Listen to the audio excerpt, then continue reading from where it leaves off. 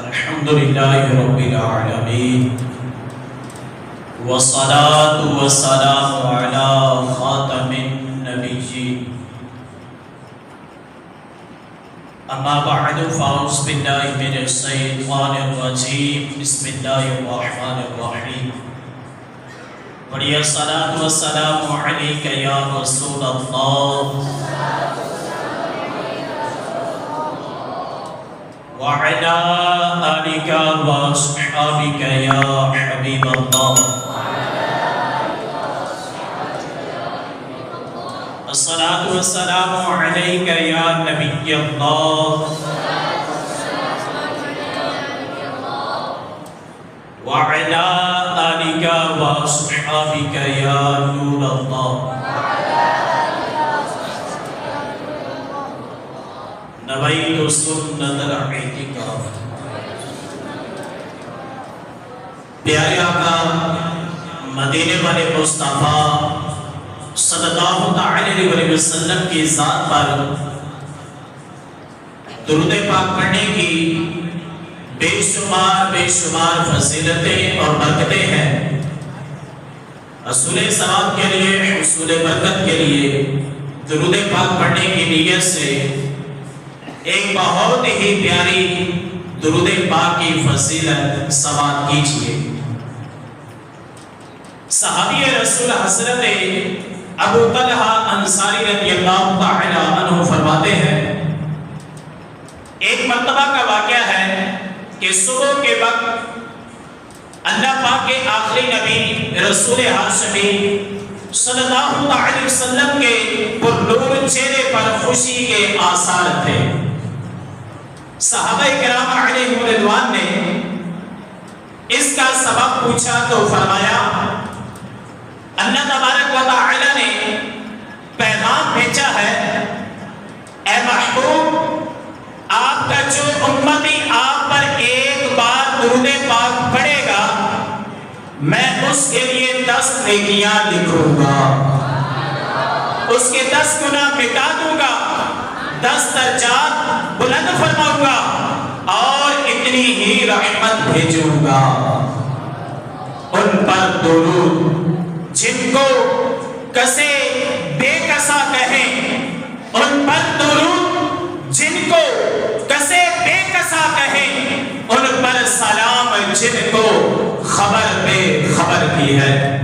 اس شعر کی تھوڑی سی وضاحت سماعت کیجئے کہ وہ ہمارے پیارے آقا مدینے والے مصطفیٰ صلی اللہ علیہ وسلم جن کو بے سہاروں کا سہارا کہا جاتا ہے، جو ہر بے خبر کی خبر رکھنے والے ہیں، ان پر درود اور سلام ہو۔ صلو علی الحبیب صلی اللہ علی محمد صلی اللہ علیہ وآلہ وبارک وسلم۔ حدیث پاک میں ہے النیت الحسنۃ تدخل صاحبها الجنہ، اچھی نیت بندے کو جنت میں داخل کروا دیتی ہے۔ اے عاشقان رسول، اچھی نیتوں سے عمل کا ثواب بڑھ جاتا ہے۔ آئیے بیان سننے سے پہلے کچھ اچھی نیتیں کر لیتے ہیں۔ مثلا نیت کیجئے رضا الہی کے لیے پورا بیان سنوں گا، با ادب بیٹھوں گا، خوب توجہ سے بیان سنوں گا، جو سنوں گا اسے یاد رکھنے، خود عمل کرنے اور دوسروں تک پہنچانے کی کوشش کروں گا۔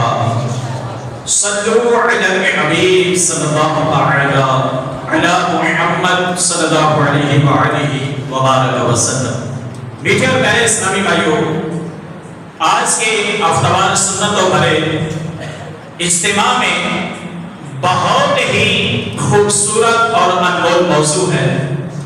اگر آپ انشاءاللہ توجہ کے ساتھ سماعت کریں گے تو انشاءاللہ اللہ کی رحمت سے سننے کی بھی برکات نصیب ہوگی، مزید انشاءاللہ اس کے مصطفیٰ بیدار ہوگا اور انشاءاللہ مزید عبادت کرنے کی بھی ذہن بنے گا انشاءاللہ اللہ کی رحمت سے۔ تو میٹھے اور محترم پیارے اسلامی بھائیوں، صحابی رسول حضرت ابو امامہ باہلی رضی اللہ تعالی عنہ سے روایت ہے، پیارے آقا مدینے والے مصطفیٰ صلی اللہ علیہ وسلم نے ارشاد فرمایا سب سے آخر میں جنت میں جائے گا، وہ پل صراط پر پیٹ کے بل گھسیٹا جا رہا ہوگا، جیسے والد اپنے بیٹے کو مارے تو بیٹا چھٹکارا پا کر بھاگنے کی کوشش کرتا، اس شخص کی بھی ایسی ہی حالت ہوگی، اس کے اعمال اس لائق نہ ہوگے کہ وہ اسے پل صراط پار کروا دیں۔ وہ گناہگار جہنم کی پشت پر رکھے اندھیرے میں ڈوبے ہوئے تلوار سے تیز اور مار سے باریک پل صراط پر گھسیٹتے ہوئے اپنے رب کریم کو پکارے گا، یا ربی بلغ بی الجنت ونجنی من النار، یعنی اے رب کریم مجھے جنت میں پہنچا، اے میرے رحمان الرحیم اللہ پاک مجھے جنت سے نجات عطا فرما، جہنم سے نجات عطا فرما۔ اللہ پاک فرمائے گا اے بندے اگر میں تجھے جہنم سے نجات بخشوں اور جنت عطا کر دوں تو کیا تم اپنے گناہوں اور خطاؤں کا اقرار کر لے گا؟ بندہ عرض کرے گا ہاں اے رب کریم تیری عزت و جلال کی قسم، اگر مجھے جہنم سے نجات مل جائے تو میں ضرور اپنے گناہوں کا اقرار کر لوں گا۔ چنانچہ اسے پل صراط سے بآسانی گزار دیا جائے گا۔ اب بندہ سوچے گا اگر میں نے اپنے گناہوں کا اقرار کر لیا تو کہیں دوبارہ جہنم میں نہ ڈال دیا جاؤں، یہ ابھی انہیں سوچوں میں ہوگا۔ ادھر اللہ پاک فرمائے گا اے بندے اپنے گناہوں کا اقرار کر، میں تجھے بخش دوں گا، تجھے جنت عطا فرماؤں گا۔ بندہ کہے گا نہیں مولا تیری عزت و جلال کی قسم میں نے تو کبھی کوئی گناہ نہیں کیا، نہ مجھ سے کوئی خطا ہوئی ہے۔ اللہ تبارک و تعالی فرمائے گا اے بندے میرے پاس تیرے خلاف گواہ ہے۔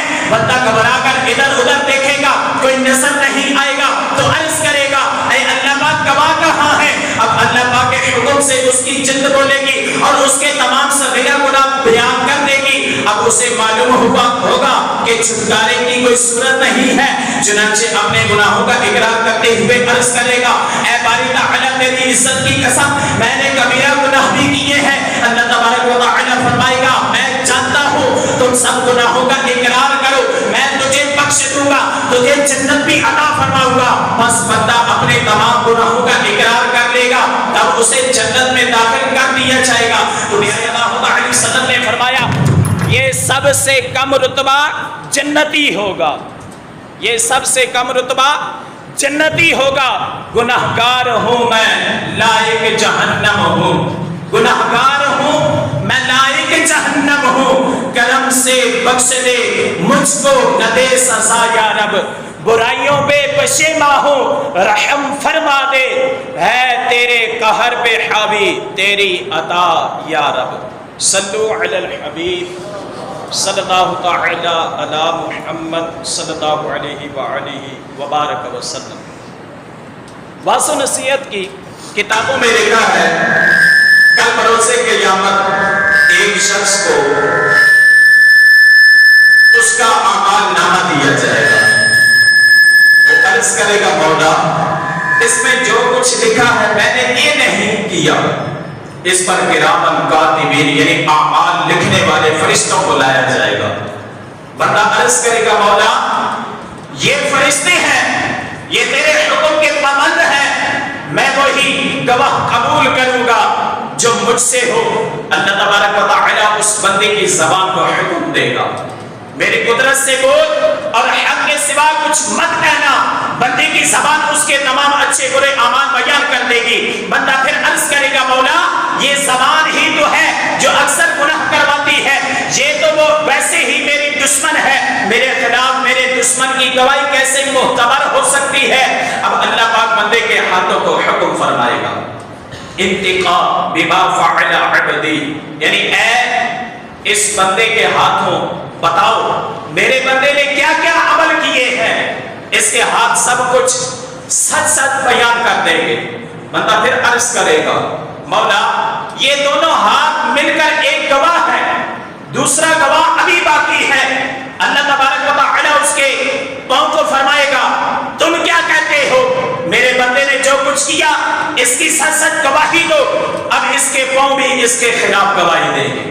اب بندے کے سارے مطالبات مان لیے جائیں گے، اس کے گناہوں پر گواہیاں قائم ہو چکی ہوں گی تو وہ گھبرا جائے گا اور اپنے اعضاء کو ڈانٹتے ہوئے کہے گا اے میرے اعضاء تم اور میں ایک ہی تو ہیں، میں جہنم میں گیا تم بھی جہنم میں ہی جاؤ گے، میں تمہیں بچانے کے لیے ہی تو اپنے رب کے حضور بار بار عرض گزاریاں کر رہا ہوں اور تم میرے یعنی خود اپنے ہی خلاف گواہی دے رہے ہو۔ اس کے اعضاء مثلا ہاتھ پاؤں وغیرہ کہیں گے ہم اللہ پاک کے حکم سے بول رہے ہیں، وہی ہے جو سب کو بولنے کی طاقت عطا فرماتا ہے۔ اب تو یہ بندہ بہت شرمندہ ہوگا، اب اس کے پاس نجات کی کوئی راہ باقی نہیں رہے گی۔ چنانچہ فرشتوں کو حکم ہوگا اے فرشتوں اسے ہانک کر جہنم میں ڈال دو۔ اب وہ بندہ عرض کرے گا اے رب کریم تو ارحم الراحمین یعنی سب سے بڑھ کر رحم فرمانے والا ہے، مجھ گنہگار پر تیری رحمت کب برسے گی؟ اللہ پاک فرمائے گا میری رحمت ماننے والوں کے لیے ہے، میری رحمت کن کے لیے ہے؟ ماننے والوں کے لیے ہے۔ تو اپنے گناہوں کا اعتراف کر، تجھے رحمت نصیب ہو جائے گی۔ بندہ فوراً عرض کرے گا میں اپنے تمام گناہوں کا اعتراف کرتا ہوں، یہ تو بس دوزخ کا خوف تھا جس کے سبب میں حجت بازی یعنی الٹے دلائل دینے کی کوشش کر رہا تھا۔ اب حکم ہوگا اے فرشتوں میرے بندے کو میری رحمت سے میری جنت میں لے جاؤ، بے شک میں نے اسے بخش دیا، نہ کرنا حشر میں پرسش میری، ہو بے سبب بخشش عطا کر باغ فردوس اسبائے شاہ امم مولا۔ خیرت کرتی نہیں اب کام الہی، میں ہوا ناکام تجھی سے التجا ہے، مجھ پہ کر رحم و کرم مولا۔ اے اشکار رسول ان دونوں گناہگاروں کو رب کریم بخش دے گا، گناہوں کے باوجود جنت میں داخلہ عطا فرمائے گا۔ یقیناً یہ اس کی رحمت ہے، یہ اس کی کیا ہے؟ رحمت ہے۔ مگر غور کیجئے معاملہ کتنا دشوار ہے، آگ کا بھروسے قیامت بہانے نہ چلے گے۔ آج تو زبان چلا کر دوسروں کی آگ میں دھول جھونک لیتے ہیں، الٹے بہانے بنا کر دل بہلا لیتے ہیں، خود کو جھوٹی تسلی دے لیتے ہیں، مگر آگ کا بھروسے قیامت جب رب قہار کے حضور حاضری ہوگی، گناہوں سے لتڑا ہوا سیاہ اعمال نامہ ہاتھ میں تھما دیا جائے گا، اس وقت انکار کی کوئی صورت نہ رہے گی۔ ہمارے اپنے ہی اعضاء، ہمارے ہاتھ، ہمارے پاؤں، ہماری زبان، ہماری کھال ہمارے ہی خلاف گواہی دے رہی ہوگی۔ اس صورتحال میں نجات پا جانا انتہائی دشوار ہوگا۔ یقیناً قابل رشک وہی ہے جسے اللہ تبارک و تعالی اپنی رحمت سے جنت میں داخلہ نصیب فرما دے گا۔ امتحان کے کہاں قابل ہوں میں پیارے اللہ، امتحان کے کہاں قابل ہوں میں پیارے اللہ، بے سبب بخش دے مولا تیرا کیا چاہتا ہے۔ امام حسن بصری رحمت اللہ تعالی علیہ آپ فرماتے ہیں تعجب اس بات پر ہے نہیں، تعجب اس بات پر نہیں کہ ہلاک ہونے والا ہلاک کیسے ہوا، ہلاک ہونے والا ہلاک کیسے ہوا، تعجب تو اس بات پر ہے کہ نجات پانے والا نجات کیسے پا گیا۔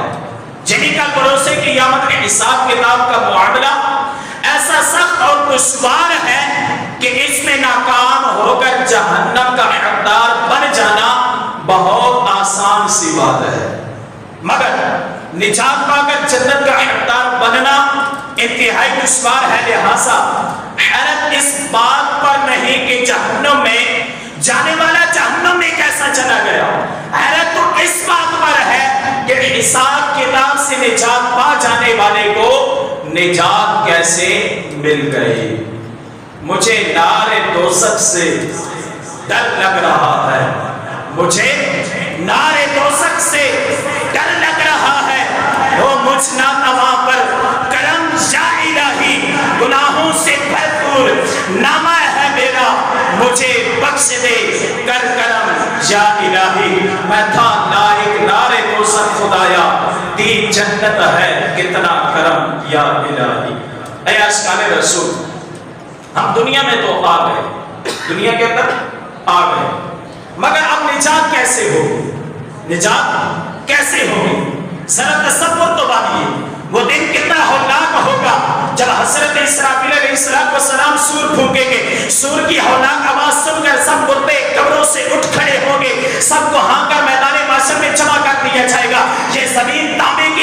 زمین سے بدل دی جائے گی، آسمان لپیٹ دیا جائے گا، سورج 1.25 میل پر بہ کر آگ برسا رہا ہوگا، جہنم کو لایا جائے گا، اس کی پشت پر بال سے باریک تلوار سے تیز اندھیرے میں ڈوبا ہوا پل صراط رکھ دیا جائے گا، سامنا قہر کا ہوگا، لوگ پسینے سے شرابور ہوں گے، بعض اپنے ہی پسینوں میں ڈبکیاں لے رہے ہوں گے۔ خدایا قہار اس روز ایسا غضب فرمائے گا کہ ایسا غضب اس نے کبھی نہیں فرمایا، لمبا عرصہ اسی حال پر گزر جائے گا، پھر کہیں جا کر حساب کتاب شروع ہوگا۔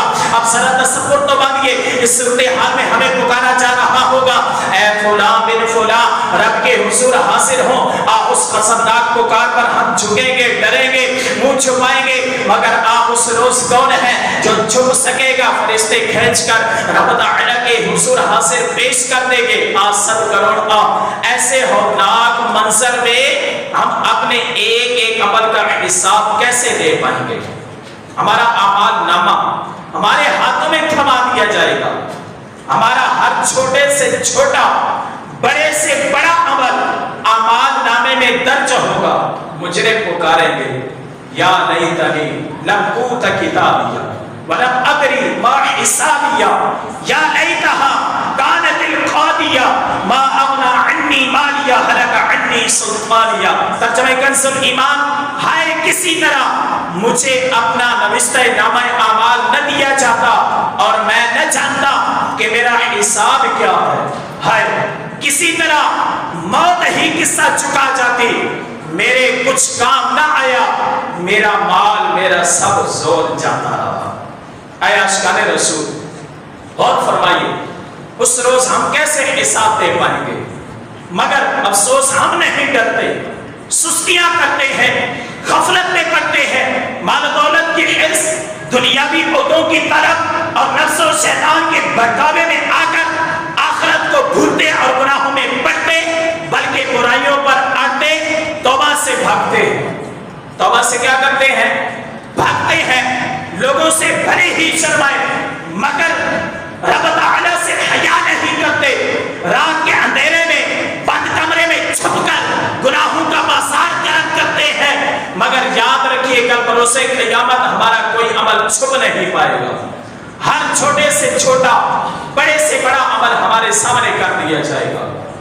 اللہ پاک فرماتا ہے فَمَن يَعْمَلْ مِثْقَالَ ذَرَّةٍ خَيْرًا يَرَهُ وَمَن يَعْمَلْ مِثْقَالَ ذَرَّةٍ شَرًّا يَرَهُ۔ ترجمہ کنز الایمان، تو جو ایک ذرہ بھر بھلائی کرے اسے دیکھے گا اور جو ایک ذرہ بھر برائی کرے اسے دیکھے گا۔ خدا قہار ہے، غضب پر کھلے ہیں بدکاریوں کے دفتر، بچا لو آ کر شفیع محشر، تمہارا بندہ عذاب میں ہے۔ صلو علی الحبیب صلی اللہ تعالی علی محمد صلی اللہ علیہ وآلہ وبارک وسلم۔ حضرت لقمان حکیم رحمۃ اللہ تعالی علیہ، جو اللہ تبارک و تعالی کے نیک بندے ہیں، کیا ہیں؟ نیک بندے ہیں۔ اللہ تبارک و تعالی نے آپ کو حکمت و دانائی عطا فرمائی ہے، آپ نے اپنے بیٹے کو نصیحت فرمائی جس کا ذکر اللہ تبارک و تعالی نے قرآن کریم کے اندر فرمایا۔ ترجمہ کنز الایمان، اے میرے بیٹے، برائی اگر رائی کے دانے برابر ہو، پھر وہ پتھر کی چٹان میں یا آسمانوں میں یا زمین میں کہیں ہو، اللہ اسے لے آئے گا۔ بے شک اللہ عز و جل ہر باریکی کا جاننے والا خبردار ہے۔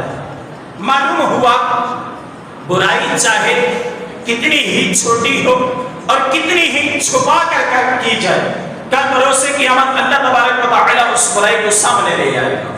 بے شک اللہ پاک ہر چھوٹی سے چھوٹی، باریک سے باریک بات کو جاننے والا خبردار ہے۔ چھپ کے لوگوں سے کیے جس کے گناہ، وہ خبردار ہے کیا ہونا ہے۔ ارے وہ مجرم بے پرواہ دیکھ، سر پہ تلوار ہے، کیا ہونا ہے۔ بعض آسمانی کتابوں میں اللہ تبارک و تعالی فرماتا ہے، اے میرے بندے، تو کب تک میری نافرمانی کرتا رہے گا؟ میری کب تک نافرمانی کرتا رہے گا؟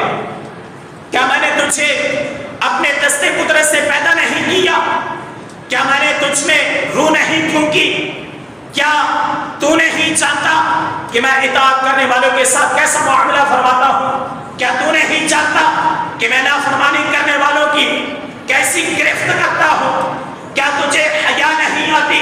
تو مصیبت کے وقت بھی مجھے یاد کرتا ہے مگر خوشحالی میں بھول جاتا ہے۔ نفسانی خواہشات نے تیرا دل اندھا کر دیا ہے، تو کب تک سستی کرے گا؟ تیرے پاس اس وقت کیا جواب ہوگا جب تیرے اعضاء تیرے خلاف گواہی دیں گے؟ یا الہی نامہ اعمال جب کھلنے لگے، یا الہی نامہ اعمال جب کھلنے لگے، عیب پوش خلق ستار خطا کا ساتھ ہو، یا الہی جب بہے آنکھیں حساب جرم میں ان تبسم ریز ہونٹوں کی دعا کا ساتھ ہو، یا الہی جب حساب خندہ بیجار اڑائے چشم گریان شفیع مرتجا کا ساتھ ہو۔ اے عاشقان رسول، ہمیشہ یاد رکھیے، ہمیشہ کہ اللہ تبارک و تعالی نے ہمیں پیدا کر کے بالکل بے لگام نہیں چھوڑا۔ اللہ تبارک و تعالی نے ہمیں پیدا کیا ہے تو بے لگام نہیں کر دیا۔ اس دنیا میں ہماری سخت نگرانی کی جا رہی ہے۔ اول تو یہی کیا کم ہے کہ اللہ تبارک و تعالی دیکھ رہا ہے، اللہ دیکھ رہا ہے۔ جو شرم و حیا والے ہیں ان کے لیے تو اللہ پاک کا دیکھنا ہی گناہ چھوڑنے کے لیے کافی ہے۔ پھر اس کے ساتھ ساتھ اور بھی گواہ ہیں جو ہمارے اعمال کی سخت نگرانی کر رہے ہیں۔ علماء کرام فرماتے ہیں کل بروز قیامت لوگوں پر 6 گواہ ہوں گے۔ کتنے گواہ ہوں گے؟ 6 گواہ ہوں گے۔ نمبر 1 فرمایا زمین، یہ پہلا گواہ بنے گا اس وقت بندے کا، زمین۔ اللہ تبارک و تعالی نے قرآن مجید کے اندر ارشاد فرمایا یومئذ تحدث اخبارہا، اس دن وہ یعنی زمین اپنی خبریں بتائے گی۔ امام فخر الدین رازی رحمۃ اللہ تعالی علیہ نے اس آیت کریمہ کی تفسیر میں آپ لکھتے ہیں بے شک بروز قیامت اللہ پاک اس زمین کو زندہ، عقل مند اور بولنے والی بنا دے گا۔ آج تو زمین ہمارے سامنے بولتی ہوئی کبھی کسی نے نہیں دیکھی، لیکن خدا کی قسم کل بروز قیامت زمین کو عقل بھی دی جائے گی اور وہ زمین بولے گی، یہ زمین پہچانے گی کہ اس پر بسنے والے کیا کیا عمل کرتے رہے، پھر یہ نیک لوگوں کے حق میں اور گناہگاروں کے خلاف گواہ دے گی۔ حضرت ابو ہریرہ رضی اللہ تعالی عنہ فرماتے ہیں اللہ پاک کے آخری نبی رسول ہاشمی صلی اللہ علیہ وسلم نے یہ آیت مبارکہ تلاوت فرمائی یومئذ تحدث اخبارہا، ترجمہ کنز ایمان اس دن وہ یعنی زمین اپنی خبریں بتائے گی۔ پھر فرمایا تم جانتے ہو کہ زمین کی خبریں کیا ہیں؟ صحابہ کرام علیہ رضوان نے عرض کی اللہ تبارک و تعالی اور اس کے رسول اللہ صلی اللہ علیہ وسلم زیادہ جانتے ہیں۔ پیارے آقا علیہ الصلوۃ والسلام نے فرمایا زمین کی خبریں یہ ہیں کہ زمین ہر مرد و عورت پر اس کے ان اعمال کی گواہی دے گی۔ جو انہوں نے اس کی پیٹھ پر کیے وہ کہے گی اس نے فلاں دن یہ عمل کیا اور اس نے فلاں دن یہ عمل کیا، یہی اس کی خبریں ہیں۔ یہ زمین بھی کل بروز قیامت جو ہے میرے پیٹھ پر محترم پیارے اسلامی بھائیوں گواہی دے گی۔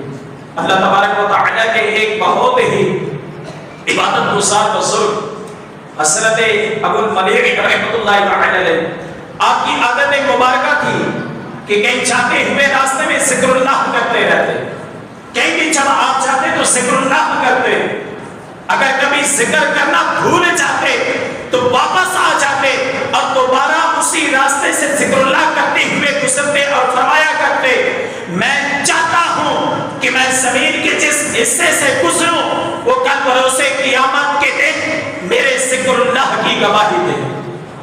لیکن آج ہمارے معاشرے کے اندر ایک تعداد ہے راستے پر گزرنے کی بجائے، گزرتے ہوئے ذکر اللہ کرنے کی بجائے گانے باجے کانوں میں چل رہے ہوتے ہیں۔ نہیں بلکہ ہمارے بزرگان دین رحمہ اللہ بھی ہمیں یہ سبق دیتے ہیں کہ کل بروز قیامت یہ بھی عمل جو ہے یہ آپ کے لیے بخشش کا ذریعہ بنے گا۔ تو میرے میٹھے اور محترم پیارے اسلامی بھائیوں، کل بروز قیامت دن اور رات جو ہے یہ بھی گواہی دیں گے۔ آج رات کے وقت بعض نادان فلمیں اور ڈراموں کی محفلیں سجاتے ہیں، لیکن خدا کی قسم کل بروز قیامت دن یہ رات بھی گواہی دے گے۔ حدیث پاک کے اندر پیارے آقا علیہ الصلوۃ والسلام نے فرمایا، ہر دن جب آتا ہے تو یہ اعلان کرتا ہے، اے ابن آدم میں تیرے ہاں نئی مخلوق ہوں، آج تو مجھ میں جو عمل کرے گا میں کل قیامت کے دن اس کی گواہی دوں گا۔ تو مجھ میں نیکی کرتا کہ میں تیری نیکی کی گواہی دوں، میرے چلے جانے کے بعد تو کبھی مجھ نہ دیکھ سکے گا۔ پیارے آقا علیہ الصلوۃ والسلام نے مزید فرمایا، رات جب آتی ہے وہ بھی یوں ہی اعلان کرتی ہے۔ اعلان بھی جب آتا ہے، دن آتا ہے تب دن بھی اعلان کرتا ہے۔ پھر آگے پیارے آقا علیہ الصلوۃ والسلام نے فرمایا کہ جب رات آتی ہے تو رات بھی یہی اعلان کرتی ہے۔ تو میرے میٹھے اور محترم پیارے اسلامی بھائیوں، ہمیں چاہیے کہ دن رات خوب عبادت و ریاضت کے اندر گزارا کریں۔ اور چوتھا فرمایا، کل بروز قیامت کرامن کاتبین یہ بھی گواہی دیں گے۔ ہمارے اعمال لکھنے والے فرشتے کرامن کاتبین ہوں گے۔ اللہ تبارک و تعالی فرماتا ہے، وَإِنَّ عَلَيْكُمْ لَحَافِظِينَ کِرَامًا کاتبین یعلمون ما تفعلون۔ ترجمہ کنزل ایمان، اور بے شک تم پر کچھ نگہبان ہیں، معزز لکھنے والے کہ جانتے ہیں جو کچھ تم کرو۔ پیارے آقا علیہ الصلوۃ والسلام نے فرمایا، انسان مقصد زندگی سے غافل ہے۔ جب اللہ تبارک و تعالی کسی انسان کی پیدائش کا ارادہ فرماتا ہے تو فرشتوں کو حکم دیتا ہے، اس کا رزق اور اس کی موت کا وقت لکھ۔ فرشتہ لکھتا ہے اور چلا جاتا ہے، پھر ایک اور فرشتہ مقرر کر دیا جاتا ہے جو اس کی پیدائش تک حفاظت کرتا ہے۔ پھر جب انسان پیدا ہوتا ہے تو دو فرشتے اس کے ساتھ مقرر کر دیے جاتے ہیں جو موت تک اس کی نیکیاں گناہ لکھتے رہتے ہیں۔ پھر جب انسان کی موت کا وقت آتا ہے تو یہ فرشتے آسمانوں کی طرف چلے جاتے ہیں۔ پھر جب قیامت قائم ہوگی تو یہ فرشتے بندے کے پاس پہنچیں گے، اس کا اعمال نامہ اس کے گلے میں ڈال دیں گے، ایک فرشتہ اسے ہانکتے ہوئے میدان محشر میں لے جائے گا اور دوسرا فرشتہ اس پر گواہی دے گا۔ یعنی ایک فرشتہ جو ہے کل بروز قیامت اس شخص کو لے جائے گا، اب دوسرا فرشتہ جو ہے اس کی گواہی دے گا۔ تو پیارے اسلامی بھائیوں، آج میں اور آپ اس معاشرے کے اندر بس رہے ہیں، تو کیا ہمارا جو وقت آج زندگی ہم بسر کر رہے ہیں اس دنیا کے اندر رہ کر، مجھے اور آپ کو یہ غور کرنا ہے کہ ہمارا وقت کتنا جو ہے وہ فضولیات کے اندر گزرتا ہے اور ہمارا وقت کتنا نیک اعمال کے اندر گزرتا ہے۔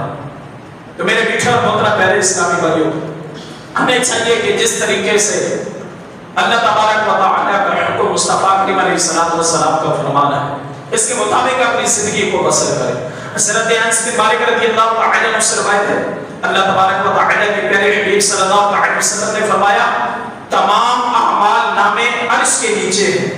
تمام اعمال نامے کدھر ہیں؟ عرش کے نیچے ہیں۔ جب قیامت کا دن ہوگا تو اللہ پاک ایک ہوا بھیجے گا جو اعمال ناموں کو اڑا کر کسی کے دائیں اور کسی کے بائیں ہاتھ میں پہنچا دے گی۔ اعمال نامے پر پہلی تحریر یہ ہوگی، ترجمہ کنزل عرفان، فرمایا جائے گا کہ اپنا نامہ اعمال پڑھ، آج تو خود ہی اپنا حساب کرنے کو بہت ہے۔ یعنی خود بندہ جو ہے وہ اپنے نامہ اعمال کو پڑھے گا۔ امام حسن بصری رحمۃ اللہ تعالی علیہ فرماتے ہیں، اپنا اعمال نامہ ہر ایک پڑھے گا، چاہے وہ دنیا میں پڑھنا چاہتا ہو یا نہ چاہتا ہو۔ خود ہر انسان اپنے نامہ اعمال کو پڑھے گا۔ آج دنیا کے اندر بعضوں کو اردو وغیرہ پڑھنی نہیں آتی، مشکل نظر آتا ہے، لیکن کل بروز قیامت جس کو پڑھنا نہیں آتا وہ بھی کل بروز قیامت اپنے نامہ اعمال کو پڑھے گا۔ تو میرے میٹھے اور محترم پیارے اسلامی بھائیوں، چھٹا جو گواہ ہوگا وہ ہمارے اعضاء ہوں گے۔ چھٹا گواہ کون ہوگا؟ ہمارے اعضاء ہوں گے۔ کل بروز قیامت کے گناہوں میں چھٹا گواہ ہمارے اعضاء۔ اللہ تبارک و تعالی نے قرآن مجید کے اندر ارشاد فرمایا، ترجمہ کنز ایمان، جس دن ان پر گواہی دیں گے ان کی زبانیں اور ان کے ہاتھ اور ان کے پاؤں جو کچھ کرتے ہیں۔ حضرت علامہ محمود آلوسی رحمۃ اللہ تعالی علیہ سید کریمہ کی وضاحت میں لکھتے ہیں کہ کل بروز قیامت اللہ پاک ہمارے اعضاء کو بولنے کی طاقت عطا فرمائے گا، پھر ہر اس بندے کے بارے میں گواہی دے گا کہ وہ ان اعضاء سے کیا کام کرتا رہا۔ تو میرے میٹھے اور محترم پیارے اسلامی بھائیوں، کل بروز قیامت بڑا ہی سخت معاملہ ہوگا کہ جب نامہ اعمال پیش کیے جائیں گے، ہر شخص کا حساب و کتاب لیا جائے گا۔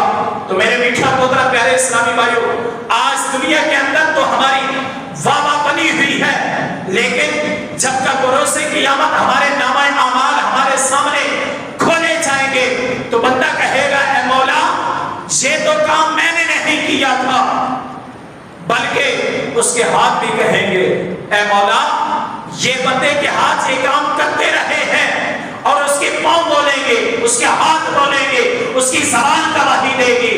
لیکن آج میرے میٹھے اور محترم پیارے اسلامی بھائیوں، ہم کہاں زندگی بسر کر رہے ہیں کہ آج ہمارا معاشرہ کس طرف جا چکا ہے؟ آج گناہوں کی نحوست پھیلتی جا رہی ہے۔ خدا کی قسم ہمیں چاہیے کہ ہم نیک اعمال کریں، کہ جو زندگی ہماری بچ چکی ہے ہمیں چاہیے کہ ہم نیک اعمال کریں۔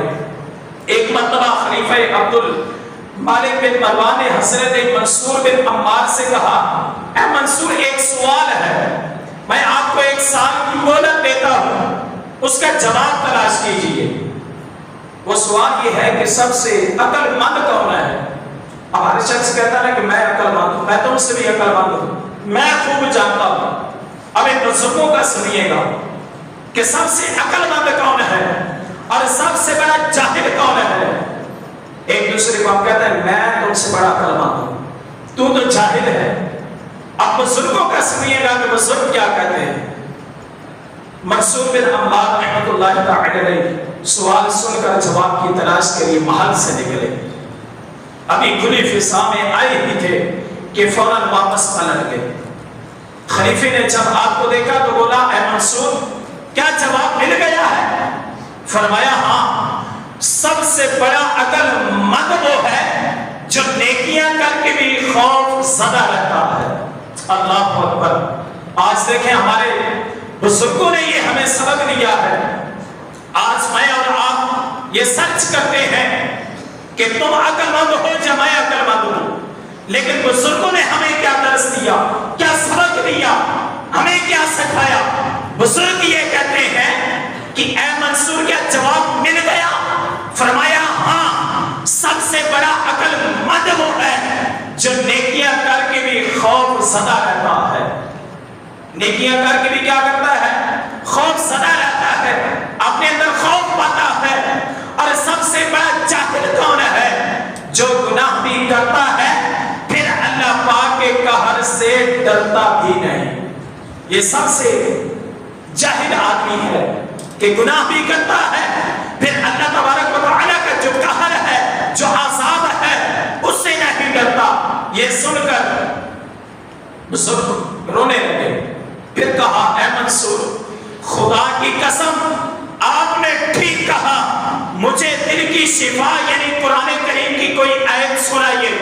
منصور بن عمار رحمۃ اللہ تعالی علیہ نے پارہ نمبر 3 سورہ آل عمران کی یہ آیت کریمہ تلاوت فرمائی، یوم تجد کل نفس ما عملت من خیر محضرا وما عملت من سوء۔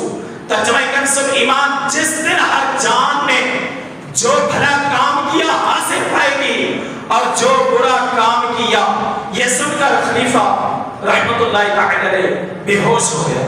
جب ہوش آیا تو کہا، اے منصور اللہ تبارک و تعالی کے فرمان وَيُحَذِّرُكُمُ اللَّهُ نَفْسَهُ، ترجمہ کنز ایمان، اور اللہ تمہیں اپنے غضب سے ڈراتا ہے۔ کا کیا معنی ہے؟ حضرت منصور نے فرمایا مطلب یہ ہے کہ اللہ تبارک و تعالی تمہیں اپنی پکڑ اور گرفت سے ڈراتا ہے۔ یہ سن کر خلیفہ رونے لگا، یہاں تک کہ بے ہوش ہو گئے. پھر جب ہوش آیا تو کہا اللہ پاک کی قسم جو اس آیت میں غور و فکر کرے پھر بھی اپنے رب کی نافرمانی کرتا رہے وہ سیدھے راستے سے بہت بھٹکا ہوا ہے. تو پیارے اسلامی بھائیوں دیکھیں کہ ہمارے بزرگ رحمت اللہ تعالی علیہ ہمیں کیا کیا سبق کیا کیا درس دیتے ہیں. تو ہمیں بھی چاہیے کہ ہم نیک اعمال کریں. کیا نماز پڑھنا یہ جنت میں لے جانے والا کام ہے؟ جنت میں لے جانے والا کام ہے. درود پاک پڑھنا جنت میں لے جانے والا کام ہے، اچھا عمل ہے. تلاوت قرآن کرنا یہ اچھا عمل ہے، جنت میں لے جانے والا کام ہے. تو میرے میٹھے اور محترم پیارے اسلامی بھائیوں حضرت عائشہ صدیقہ رضی اللہ تعالی عنہا سے روایت ہے پیارے آقا علیہ الصلوۃ والسلام نے فرمایا اللہ پاک فرماتا ہے میرے بندے کا میرے ذمہ کرم پر عہد ہے کہ اگر وہ وقت میں نماز قائم رکھے تو میں اسے عذاب نہ دوں گا بلکہ بے حساب جنت میں داخل کر دوں گا. تو پیارے اسلامی بھائیو آج میں بھی غور کروں، آپ بھی غور کریں کہ کیا آج ہم پنجگانہ نماز باجماعت ادا کر رہے ہیں یا نہیں. اس کے اندر ہماری کہیں کوتاہی تو نہیں ہے. جا ہم تلاوت قرآن کیا آج کر رہے ہیں یا نہیں. یہی تو نیک اعمال ہے کہ جو جنت میں لے جانے والے ہیں. آج ہم ان سے دور ہو چکے ہیں. حضرت ابو ہریرہ رضی اللہ تعالی عنہ سے روایت ہے مصطفیٰ کریم علیہ الصلوۃ والسلام نے فرمایا جس میں 3 خصلتیں ہوں اللہ پاک اس کا حساب آسانی سے دے گا. 3 عادتیں یا 3 باتیں ہوں تو اللہ تبارک و تعالی اس سے حساب آسانی سے دے گا اور اسے اپنی رحمت سے جنت میں داخل فرمائے گا. وہ 3 خصلتیں کون سی ہیں جو آج ہمارے معاشرے کے اندر ہم ان سے دور ہو چکے ہیں، ہم ان کو لے نہیں پا رہے. اللہ تبارک و تعالی کے پیارے حبیب صلی اللہ علیہ وسلم نے ارشاد فرمایا جو تجھے محروم کرے تو اسے عطا کر. جو تجھے محروم کرے تو اسے عطا کر. لیکن آج ہم اس کا الٹ کر رہے ہیں.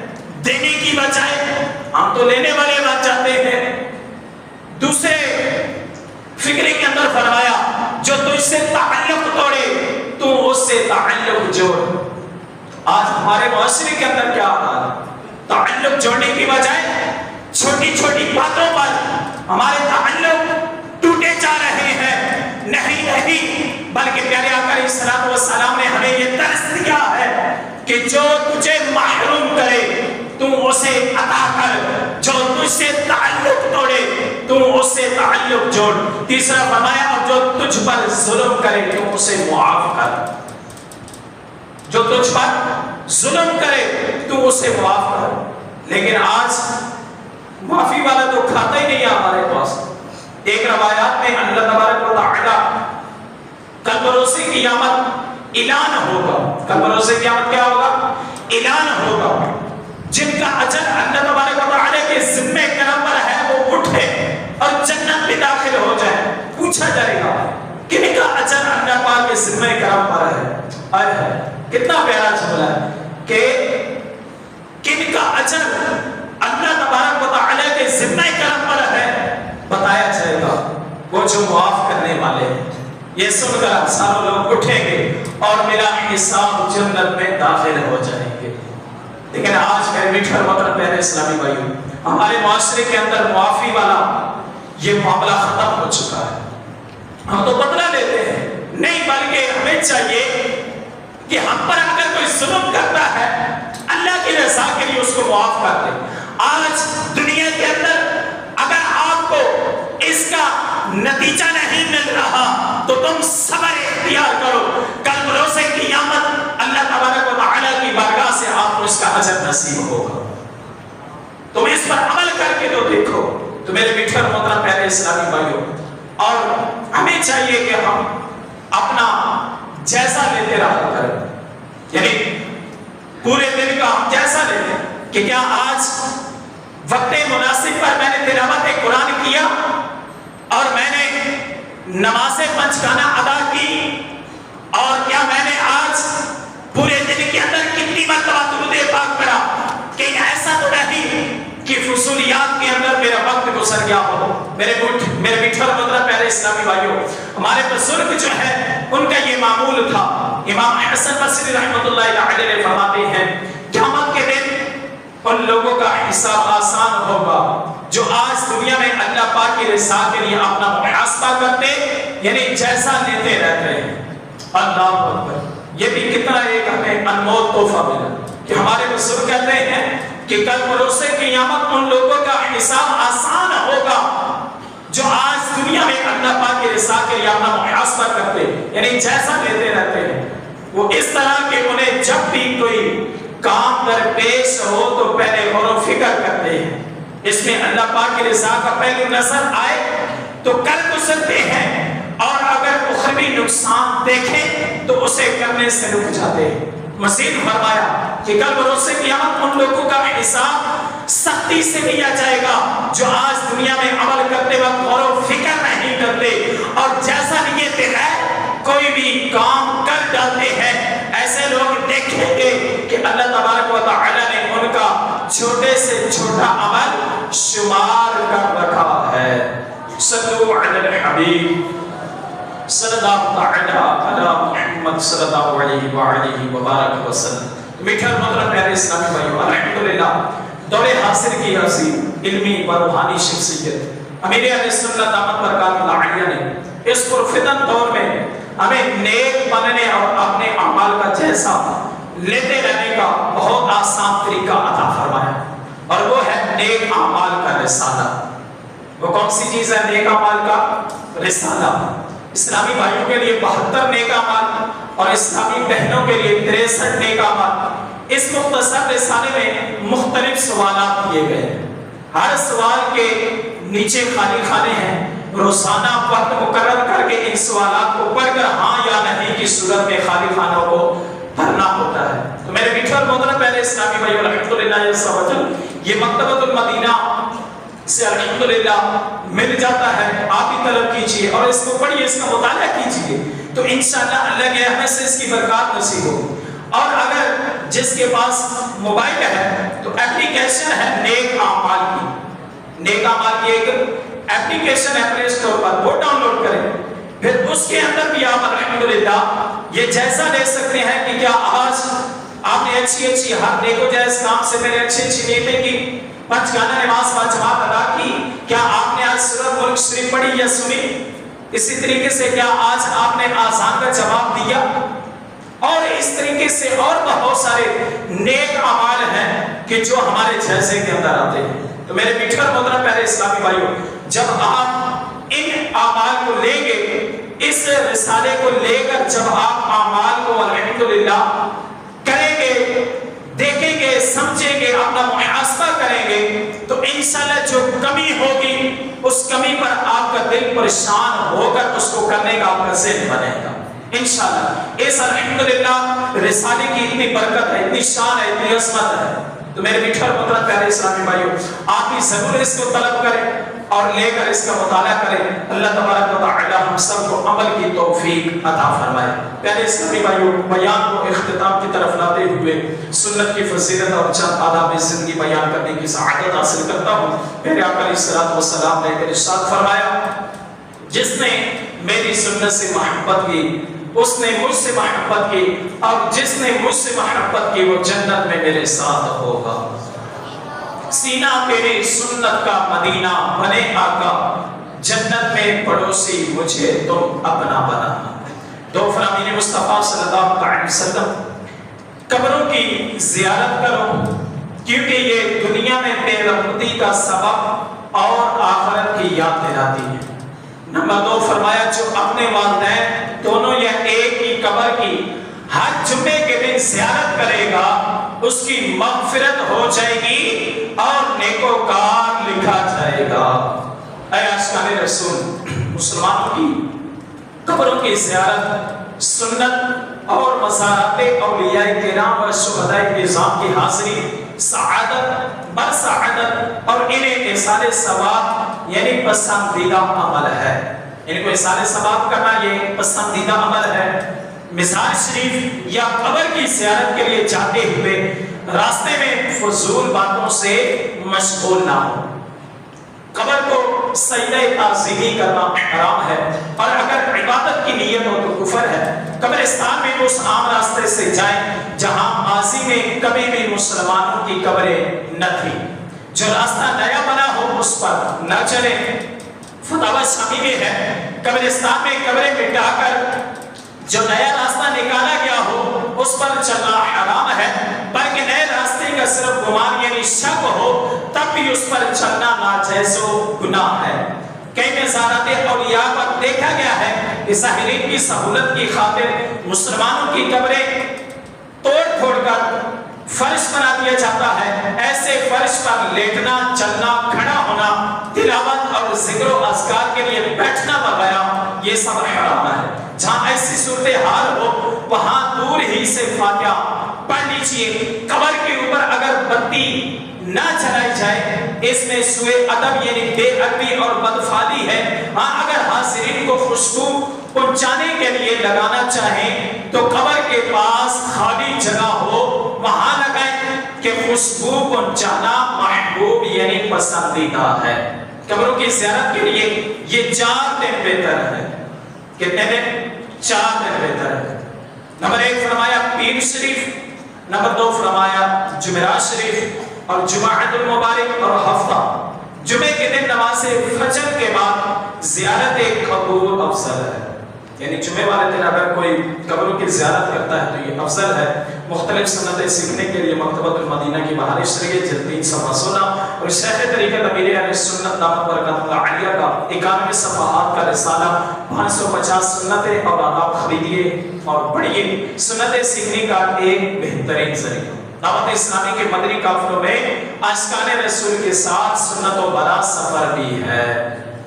اور مدنی قافلے میں ہم کریں مل کر سفر، سنتیں سیکھیں گے، اس میں انشاءاللہ صد بصد جو بھی شہدائی ہے مدنی قافلوں کا یا خدا 2 جہاں میں اس کا بیڑا پار فرما یا خدا۔ صلو علی الحبیب صلی اللہ تعالی علی محمد صلی اللہ علیہ وسلم۔ اللہ تبارک و تعالی کی پاک بارگاہ میں دعا ہے کہ اللہ تبارک و تعالی جو ہم نے سنا سیکھا اس پر عمل کرنے اور دوسروں تک پہنچانے کی توفیق عطا فرمائے۔ آمین بجاہ نبی رحیم صلی اللہ علیہ وسلم۔